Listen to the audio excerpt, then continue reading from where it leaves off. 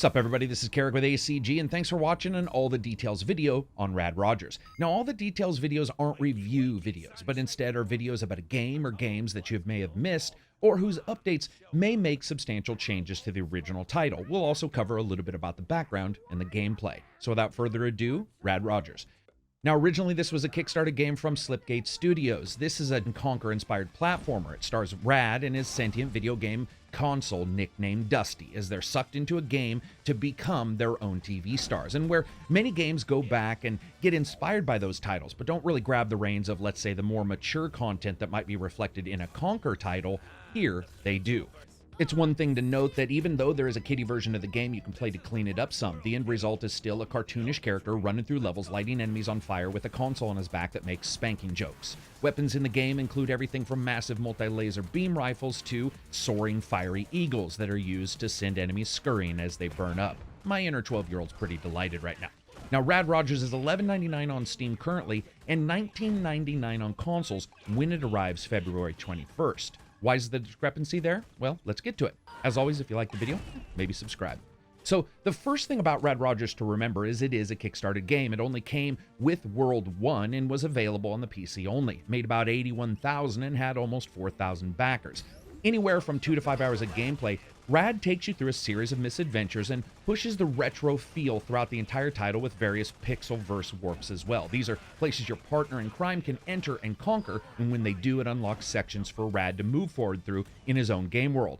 And this is all done with this stylish graphical bit effect across the screen with the world rendering incorrectly and almost looking like it's ready to fall apart as you get near any of those portals. Rad Rogers met with generally positive reviews for the World 1 content it provided, with gamers complimenting the game's use of world building through the graphics, the spread out gameplay mechanics, and Ori and the Blind Forest kind of thematics throughout, while some complained of awkward jumping mechanics and the aforementioned graphic style as sort of making foreground and background elements difficult to differentiate between, especially during hard bits of gameplay.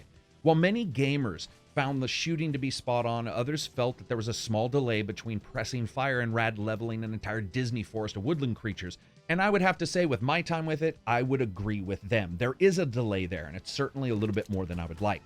Now, overall, with my time spent, the platforming feels a bit looser than, say, Ori and the Blind Forest, but not to the point of causing misses, and its gameplay, while restricted to the typical 8 directions of yesterday kind of firing schematics, it works well, as the game's enemy placement and design is really there to allow you to see and then take advantage of holes in their movement patterns. Now, as I said before, on the 21st, the game's going to release on the console. Backed by THQ Nordic's funding, Rad Rogers will also be getting a free update on PC to match all of this. Some of the new updates that they've talked about include leaderboards, up to 20 different hats for customizing Rad Rogers, new Pogo vertical bonus levels, new unlockables that can unlock some different artwork throughout the game, new Pixelverse puzzles, which are the puzzles I talked about where Dusty can go into them, and 5 new levels, including 3 new Pogo stick levels and 2 massive new levels that they have termed as Rainforest Rampage and Raging Ruins, because they seem to like their R's. It also will include new mini-bosses, 2 of them, 4 new enemies, and a brand new weapon, the legendary Excalibat from Rise of the Triad, and it makes its return here. Become invisible and basically Mickey Mantle your way through enemies for a time.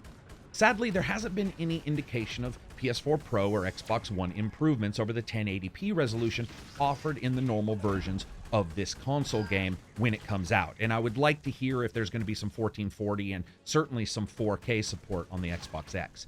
You know, it's interesting. There's many moves made by THQ Nordic lately, and these past few months, Rad Rogers, despite many owners being happy with parts of the product, has also had its fair share of people complaining about the continued development being a little bit glacial. Here now, we're going to be able to see what newfound funding is going to offer, and if Rad can take a place for itself in the genre that is actually surprisingly thick with contenders when you look at the last couple years and coming out this year. And that's about it for Rad Rogers. This is an interesting looking game, and it certainly plays quite well, though, like I said prior, there are a couple little issues here and there. But I'm really interested to see what these updates are going to do and what that continued support from THQ Nordic is going to offer for these different companies that are under this umbrella, because we're seeing some support for a title that, let's be honest, really didn't light the world on fire when it came out, even when you look at its Kickstarter page. So that's it for me. I hope you guys liked the video. If you did, give it a thumbs up. If you didn't, get a thumbs down.